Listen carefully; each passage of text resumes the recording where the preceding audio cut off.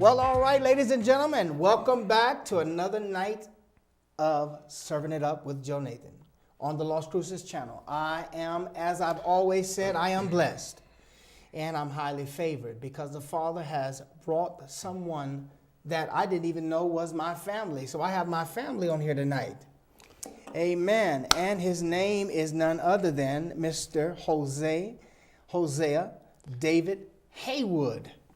Isn't that something? Yes. I came across another Haywood here in Las Cruces, New Mexico. This gentleman is living presently in Las Cruces, New Mexico, and he is from Itasca. Did I say that correct? Was born in Cook County, Illinois. Okay, in Cook County, Illinois. My hometown was Itasca, Illinois. Itasca, okay, Illinois, Cook County. And so, you know, we're just going to go right on into it. And I come across him, looking through him on Facebook, and met him just a couple of years ago and found out that we had the last name. But I just recently saw him on Facebook doing some boxing and some sparring, and that kind of runs in the family. Yes, my third cousin, I'm quite sure that you've heard a little bit about him, Joe Lewis. Yes. Yeah, that's my third cousin. I'm not sure where he sits with you. I just have heard, it's just been rumored to me. Yeah. Like, I only know him by word of mouth. By word of mouth. As a fighter, as my whole life, I never seen anyone bigger than my father. There was never, like, my brother being someone who always liked to fight with me. Yeah.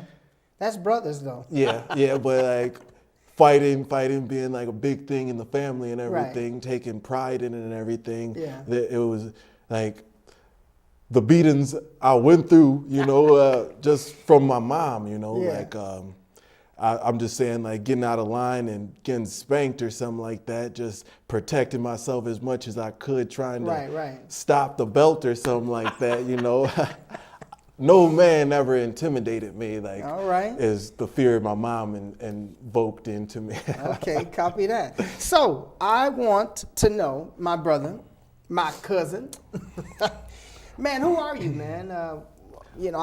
As I mentioned, that's your name. Who are you really? I gotta say, Hosea David Haywood. Everybody hears it in the way they hear it. Yeah. I'm a very proud person. Yeah. Not only because of my name, relating me to my Hispanic brothers, Yeah. And it being I'm a proud person. My family. Like, not only is there rumors about Joe Lewis being a part of our family through different ones who have knowledge of it and everything. And, I believe it. I can see resemblance, the Haywood resemblance in him and everything. Yeah. Is who I am. Grew up on Shaolin Temple movies. My mom is. I can see it every time you gesture.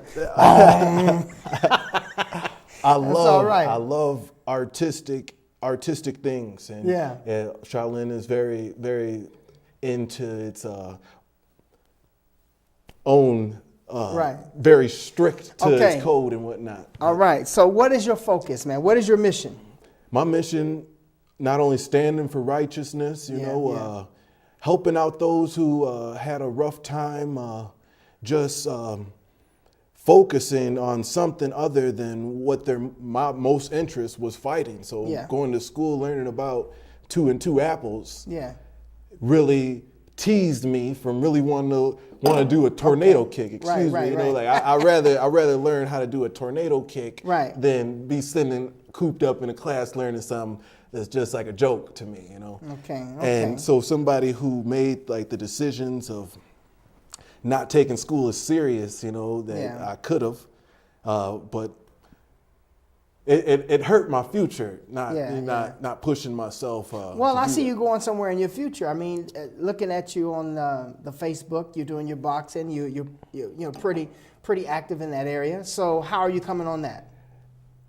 I've been praying for what is in my life almost my whole life. Okay, I mean, but I'm talking about boxing. Yeah. I'm just saying, like, the gym that there's a gym out here. Yeah. What's the name of that gym? Donyana Community boxing, I want to say. Doniana Community Boxing. Okay. Doniana Community Boxing Club. All right. Sorry about that. But, that's all right.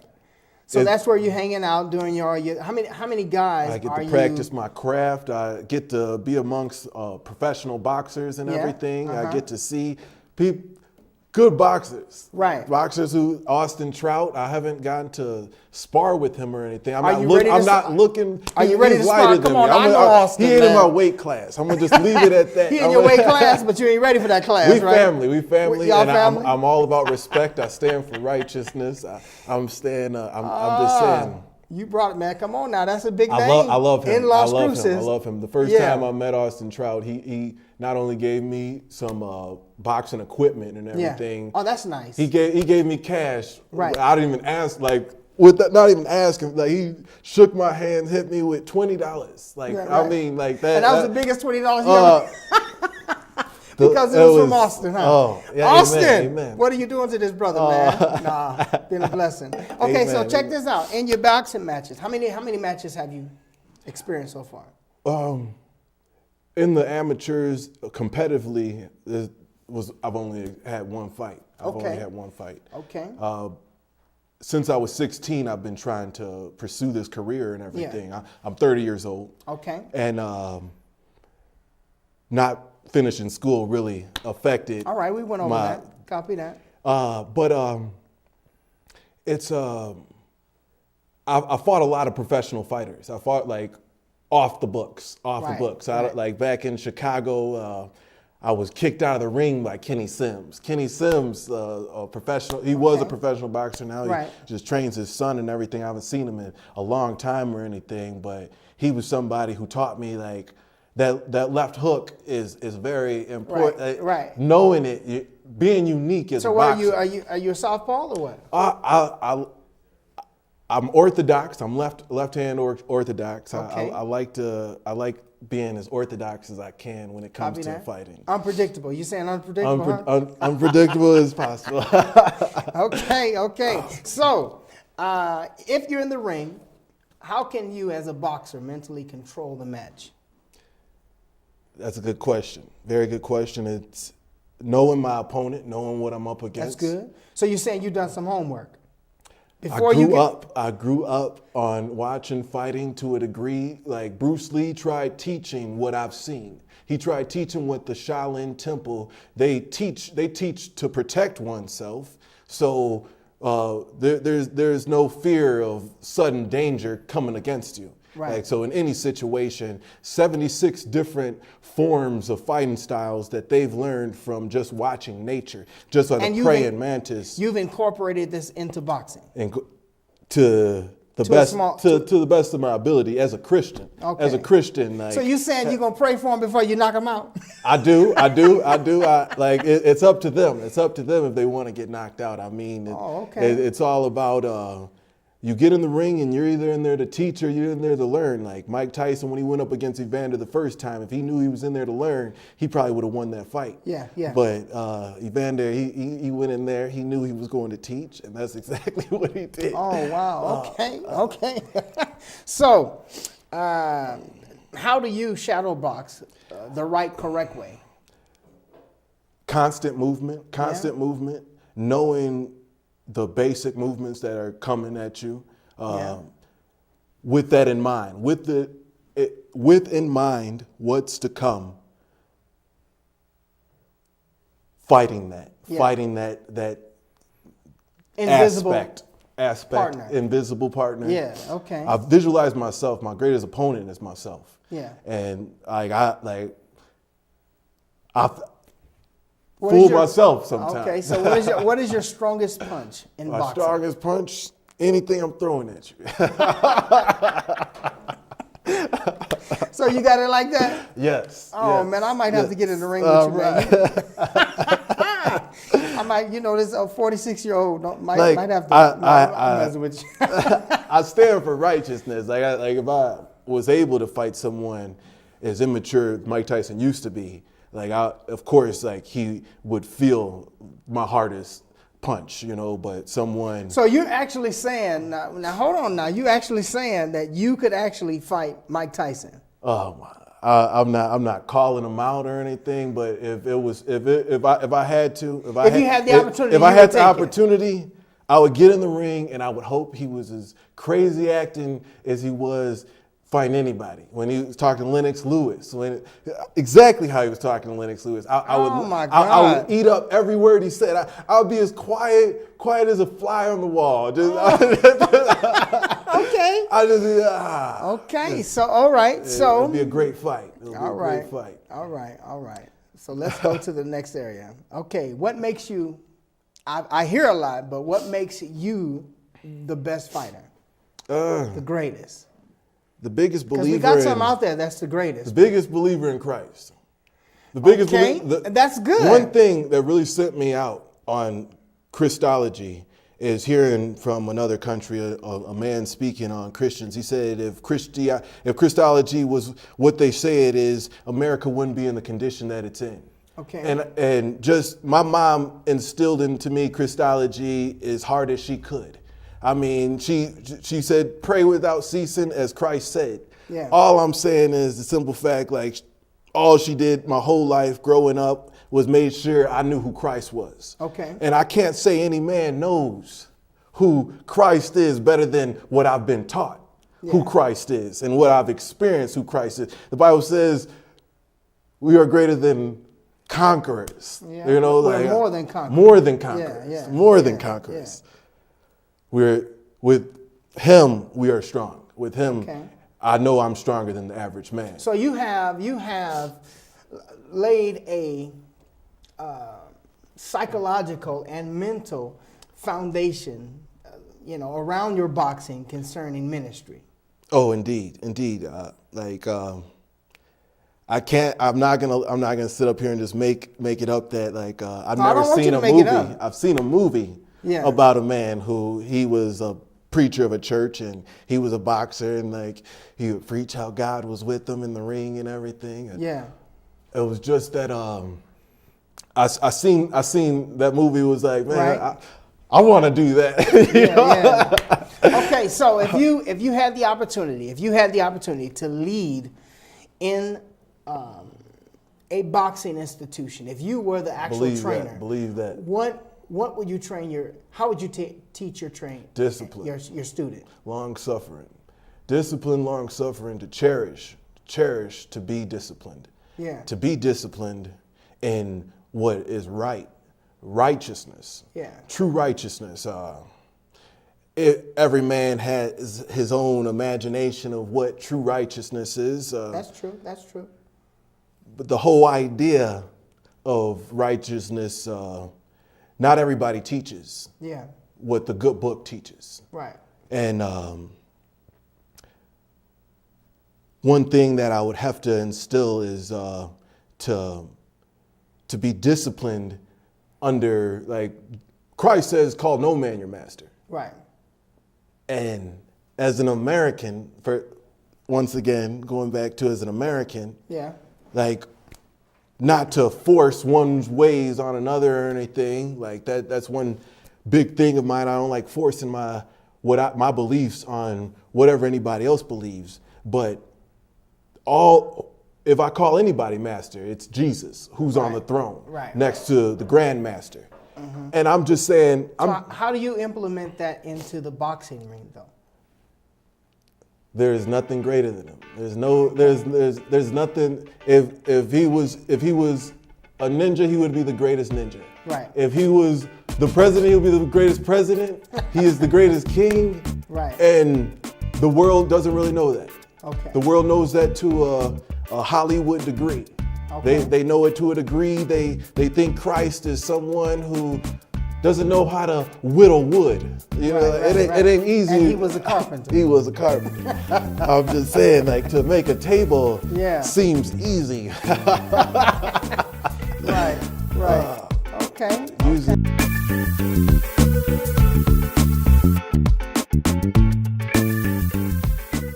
This is an important announcement for anyone prescribed the blood thinner medication Xarelto. If you or a loved one has been hospitalized or died from serious internal bleeding, including bleeding of the brain or gastrointestinal system after taking Xarelto, you may be entitled to substantial compensation. Don't delay. Call the Sentinel Group right now. The blood thinner medication Xarelto has been linked to an increased risk of severe internal bleeding, hemorrhaging, stroke, heart attack, and even death. If you or a loved one experienced severe internal bleeding, or if a loved one died as a result of taking the blood thinner medication Xarelto, call the Sentinel Group now. Our network of experienced attorneys are ready to help fight for you. You won't pay a thing until your case is settled. Call the Sentinel Group now for a free case evaluation. Don't wait. If you or a loved one has been hospitalized or died after taking Xarelto, you may be entitled to substantial compensation. Call the Sentinel Group right now. Welcome to La Buena Vida Women's Club, located away from the crowds but close to home. Come in throughout the day for Jazzercise, the world's dance fitness leader for nearly 40 years. Treat yourself to a relaxing massage, or unwind in the lounge area or outside on the balcony with friends. La Buena Vida Women's Club, located and designed with women in mind. For information, call Diane at 650-9721.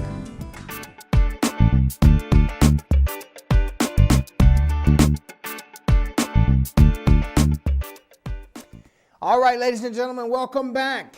And we're back with none other than Mr. Hosea David Haywood.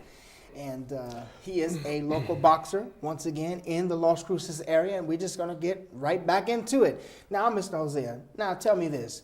How do you feel after, I got to ask this question, how do you feel after, or have you knocked out an opponent yet? No, I haven't gotten that victory yet. Yeah. I'm looking forward to showing my ability of not messing with anything. Right. So what do you think it's going to take for you to get to that point? Because you may, I mean, come on now, you made meet some my big... Tyson, meet my man who wants to talk crazy to me, meeting somebody who think they're just going to walk right through me. That's going to be the initiation of you knocking them out. Yeah, oh, indeed. So if you get a humble opponent in there and they just coming in there to just, some great boxing. Get some great boxing, you'll be lenient with them. I'm going to teach them something. I'm going to learn now, little something. Oh, okay, all right. I was waiting on that because, come on now, puff, give. Oh, indeed. Indeed. Mad believer. Boy, I know. I'm Haywood too now. Oh. But I do understand that there's somebody bigger and better. I totally understand what you're saying, but when it comes to martial arts, it's all about who's having the better day. But we're talking about boxing. True. Come on in the ring, bro. Come on in the ring. Keeping it real. Like I'm open for any competitor want to step up, Yeah. I know I'm gonna learn something. Okay. And I know I can teach something. Okay, that sounds good. Okay, so is it more important to be respected or feared in this field? What do you think? I think it's more important to be respected. Mm-hmm. I think that is honestly, it's me saying I'm better at this sport, and he's saying he's better than this sport. Anybody who steps in the ring with me, like if they come in the ring respecting me, fearing me, that is definitely gonna play a role on how I come at them and everything. But if he comes in the ring, he's like Tommy the Hitman Hearns or something like that, and he's real confident, somebody, Mike Tyson, confident and everything. That just edges you up more. It doesn't edge me up. It's like you seeing something wrong. You thinking it's sweet, but it ain't about to be sweet.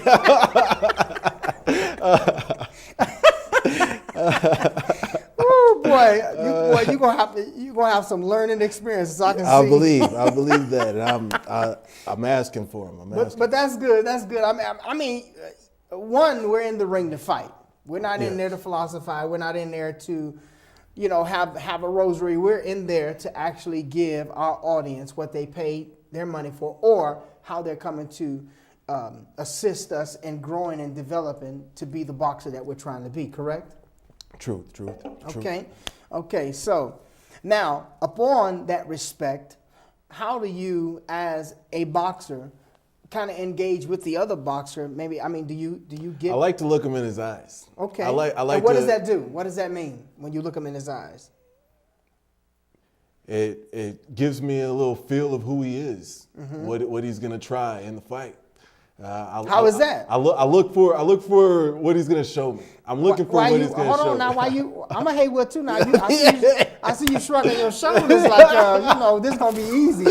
Yeah, I'm just trying to think from the aspect of actually what it is that I do when I'm get an opponent. Right.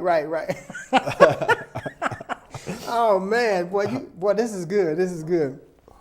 Okay, so those that are watching in the audience, what do you want them to experience when you're in the ring fighting? Wow. I want them to experience wow. I want them to be like, okay, amazing. Who is this? Who is this guy? Yeah. And how tall are you? 6 foot exact. 6 foot exact. Now, I got to tell you from the knees 72 down. inches over from the there. knees down, you mine, bro. I'm about 5'8" and a half, okay? All right. I'm telling you right now, from your knuckle to right here, this knuckle right here, on your ankle, all the way up to your knees, you mine, bro.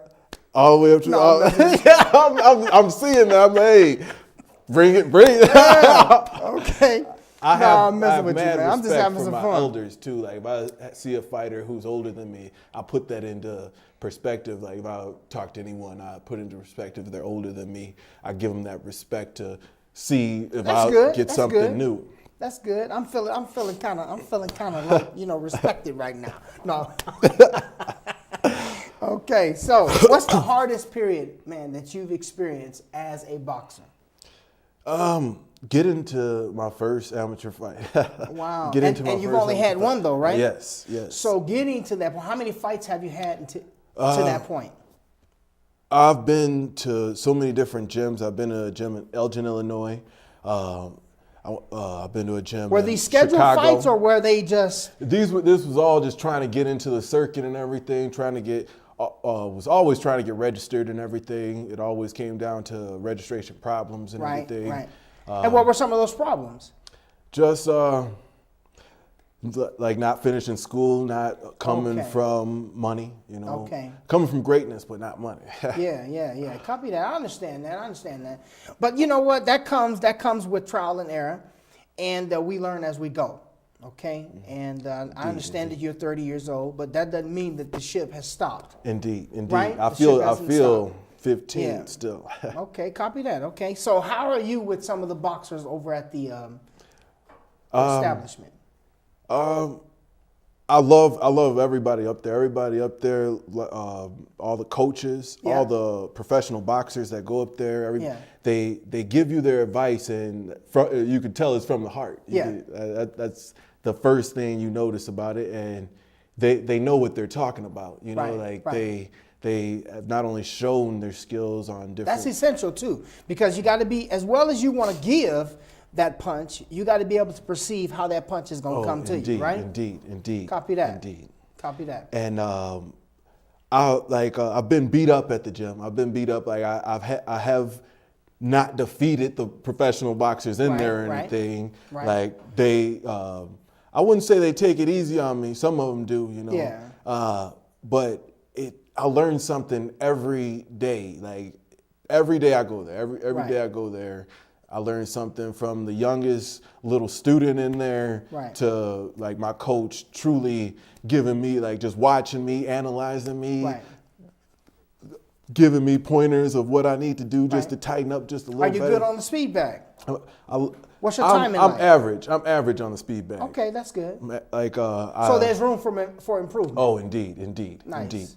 I've never had the opportunity to work on this craft to the degree that this boxing gym has provided for me. Oh wow. Like I'm just messing around with my brother and everything. He's not, but it's much like we just watching it, trying to practice it and everything, working it on friends and everything. And somebody see you and see that you have potential. Yeah. Oh, indeed. My first job, Pizza Hut. I was working during my sophomore year, and my manager, like he seen me after a fight and everything, and his name was Burt Reynolds. Burt Reynolds. he sparred with Spinks, like the Spinks brothers, Leon Spinks and everything. Okay. And like, if he ever hears this message, I would love to be reacquainted with him, just because like the little knowledge that he gave me on boxing and everything. Like, but he was for that time. He was for that time and for that moment, right? True. So you got to look forward to who's going to be that individuals who's going, I guess, make those next moves for you. Okay? Yeah, indeed. And yes, that's how it works. That's how it's been working. Well, that's how it's going to work, man. You're going to have to meet some new people and, learn some different habits and break some bad habits and go on about your business and do what you do. Yeah, okay, so how do you manage yourself?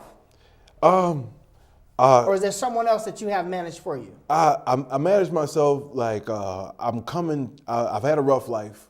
And a lot of people know me in other circles as crazy. I say that like with all respect towards myself to a degree, that I'm very radical when it comes to... I can see that in you, man. I can see that. Radical and savage. I believe that's that Irish blood in you, all bro. All right. That's that Irish blood in you. I tell people all the time I'm a black Irish. All right. Yeah, Cherokee and all that good stuff. Yes, so it's a mixture, man. It's a mixture, but that's a good place to be, man. And just coming on down here, man, it was a blessing. And knowing that we've been knowing each other, I don't know, about 3 or 4 years now, but actually finding out that we, probably family. When I first met you, blew my mind. Like it was at your church, and we were there, and I was with me and my brother and everything, my family and everything. And it came to the end of the service, and you were like, "My cousins came here," and everything. Right. Well, I mean, we hold the last name, and I don't know if you remember. I'm sorry to cut you off. That's all right. But who you were talking about was sitting behind us, though, because we haven't met you. We didn't meet you at that time and everything. I don't know if you knew who we were. You didn't know who we were at the time. Okay. But who you were talking about was behind us, and we were like, "Who is this guy?" Okay. But after service, Joe Nathan Copy Haywood. Copy that. Well, man, I appreciate you, man. Once again, ladies and gentlemen, that's my time. I am so grateful that, look here, here's a new soul, a new person, here at the Serving It Up. And I'm just grateful. But I thank you all for joining us. Mr. Jose, blessings to you. I thank you very much. God bless you. We'll see you on the next time on Serving It Up. Thank you.